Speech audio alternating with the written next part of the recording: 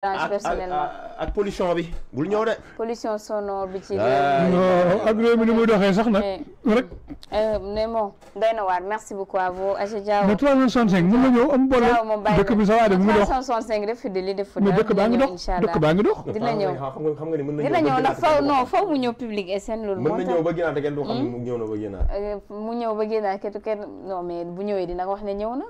donc c'est sûr Aja Diaw ma bàyyi la nga ñëw sa analyse bi ngay def ci sortie cadre Pastef yi soxal det caché bi. yan cadre ay ci nag ci ndax yem nañu ne. man ndax yow tam ma déranger quoi vraiment non non non non non il faut nga corriger loolu quand même nga baal ma nag mais comment. cadre Pastef. ñi nee na la nga faroon fekk coow la nu ma nee na. kon baax na. yàlla baax na yii nga cadre bi. non mais am na cadre parce que kenn ki député la ñu ci des. ay DG wala ñu. macha allah voilà demal. yàlla na yàlla xeeb doole. je pense que par rapport ak sortie bi nga xam naa du gudd. demal juste une question déjà lay commencer. muy ban. baal leen ma voilà.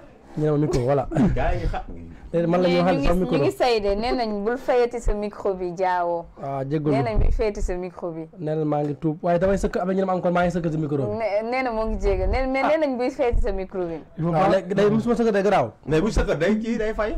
am problème kon y a pas de man souci. sax dama xamul lu ma siy duggee. parce jarul que baatu Momar laa dégg régler leen ko entre vous. waaw vous les mariez. waaw parce que moom vous fatigué ici 1 2 3 ñu ngeen di def seen bloc donc vous nous fatiguez régler leen ko. yéen moom célibataire moom man lay xaar gaz bu jeex yéen a yam. nga ne célibataire ak gaz bu jeex ñoo yam. mais élément yow gars yi xam nañ nga de 365 xamul wax. ne su ma nekkee fii di jottali moom li muy wax nii ci ndax yow da ngay mer waaw lu tax.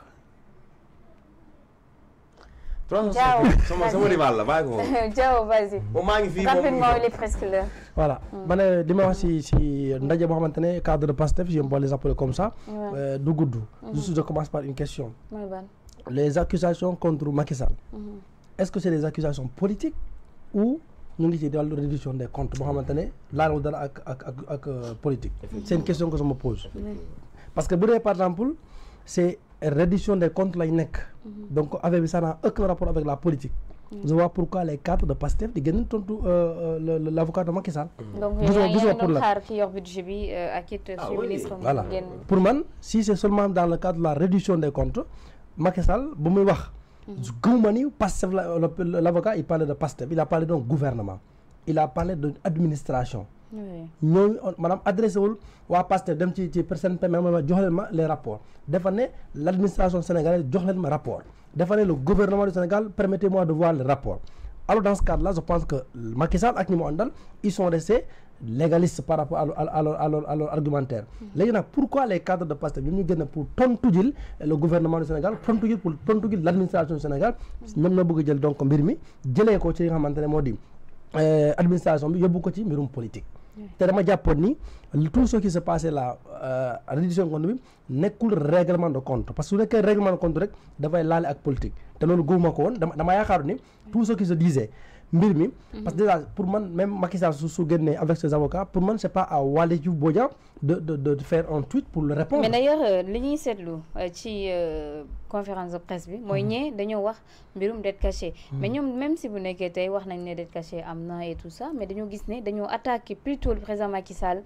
ci gestion am li mu fi defoon mais surtout aussi oui dañ ko war a jàpp li mu def ci réew mi li mu fi defoon bëri na ba dem sax ba attaqué ki nga xam ne ni moo di son avocat est-ce que waruñu woon des sur les faits bu nekkee pour doon édifier les Sénégalais moo leen tax a jóg. merci question bi dafa am da nga may dollil par rapport ci li ma doon argumenté moo di toujours dañoo jël mbir mi bëgg ko jëlee ci li nga xamante ne règlement de compte bu ñuy woo à faire entendre les Sénégalais entre guillemets mooy mbir mi nekkul règlement de compte mais réduction des comptes la te nag ñun Sénégalais yi wala bokk même ñu bokk APR je pense pas même seeni est-ce que da ngeen bañ réduction des comptes moom bañoo leen ko mais li Sénégalais di bañ mooy règlement de compte te nag posture les cadres de Pastef dafa yóbbu mi ci règlement de compte parce que ñoom démb Macky Sall seen kii bi seen point de presse mooy les avocats en tout cas ils ne sont pas adressés aux Pastefiens ils se sont adressés à l'administration sénégalaise c'est-à-dire état Sénégal lañu doon waxal lu si yoonu Pastef parce que c'est pas un combat entre Pastef et APR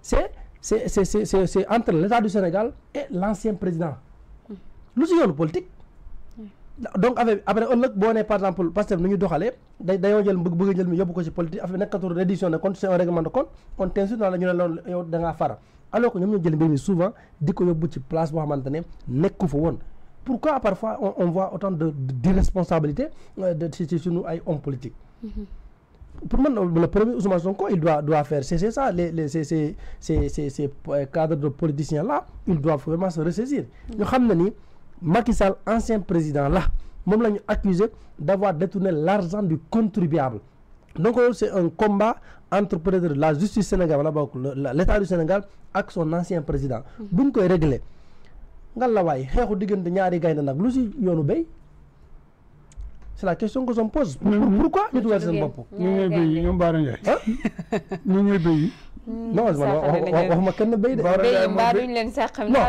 am nga duñ leen sàq bi rek affaire bi ça a l'air rigolo mais affaire bi c'est dama jàpp ni souvent c'est la triste réalité et il faut aussi que vraiment ñi ñuy jiite ñu nekk ay nit def sa mbëb di doxee doxinu nit def yëfu nit mooy lan yow yaa woo Sénégalais nga ne leen seen alal dafa am ki fi nekkoon moom da ko salfaañi kooku ñëw adressé wu à l'administration sénégalaise mu ne leen je suis d'accord vous m'avez accusé mais permettez-moi d'avoir les preuves de ces accusations là sur les rapports yoo xamante ne ça a existé à défaut de sortir faire un point de presse woote presse bi di xas APR di xas Macky Sall parce que affaire bi c'est pas un débat de personne c'était maanaam en tout cas man c'était au point de presse des avocats de Macky Sall dégg ma fa gën na yoon les avocats ñu tudd fa Ousmane Sonko dégg ma fa kenn si ñoom ko tudd Pastef dégg ma fa kenn ko tudd Waly Diouf Bodiang ou Bara Ndiaye ou keneen ak keneen pourquoi ñu nga def point de presse pour attaquer Macky Sall sa personne attaquer son avocat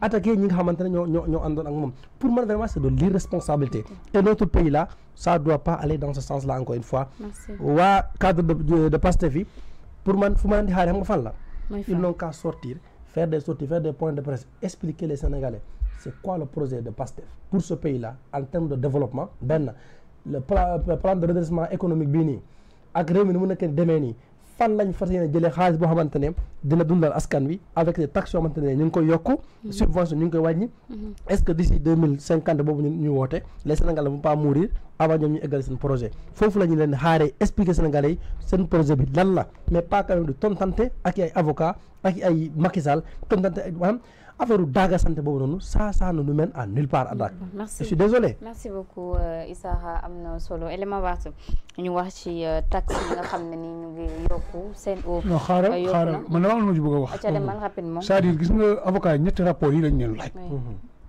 Le pré-rapport de la Cour des comptes. Le rapport du cabinet d'audit international Forvis Mazars ak le rapport de l'inspection générale des finances IGF. bi nga xam ne moo déclenché lépp ñetti rapport yi lañ leen laaj ñu ngi ko génne woon ko Sénégalais yi. Effectivement, merci. Est-ce que li gën a grave encore est-ce qu'on a posé cette question là à Waly Diouf Bodiang à Bara Ndiaye ou à keneen mais on parle à l'administration sénégalaise quand même. te le grand maître sûr qui a assuré et rassuré tout le monde hier dafa ni ñii tant que fournir ñu documents yi dootuñu nekk sax ci jàmm te dëgg la wax. yow Issakha li nga wax dinaa ko dagg. dugal ko. nee na en plus Mazars. sa intervention bi dinaa ko dagg. oui c'est important. nee na en plus le rapport de Mazars il y a le rapport de Mazars il y a ñoo xam ne aussi si ñëwuñu léegi nag la patate chaude est entre leurs mains nañu ko jox. merci. xam nga nekkee si dëgg la ñàkk jubal bi ñu wax noonu. balaa ñuy dem ci élément Barth bon conférence de presse bi. ñu bëri seetaan nañ ko vraiment da ngay xool xam ne sénégalais yi ñu ngi ko doon suivre. ñu ngi ko doon normal parce que c'est Pastef aussi. man lu ma ci jaaxal tuuti mooy dama gis ñoo xam ne au lieu de parler de l'essentiel ñu ñëw di attaquer ay personnes. moom man Bara Ndiaye j'ai rien contre lui Bara Ndiaye buy def ay fautes. fii ba suba mën naa comprendre parce que toogul ci ay banc mën naa comprendre mais li ñu nangul Bara Ndiaye mais nañ ko nangul Abdou Nguer non mais nañ ko nangul Abdou Nguer su nekkee Bara Ndiaye moom moo am droit toog day défendre ne dette cachée dafa am ci réew mi donc je pense que Abdou Nguer am na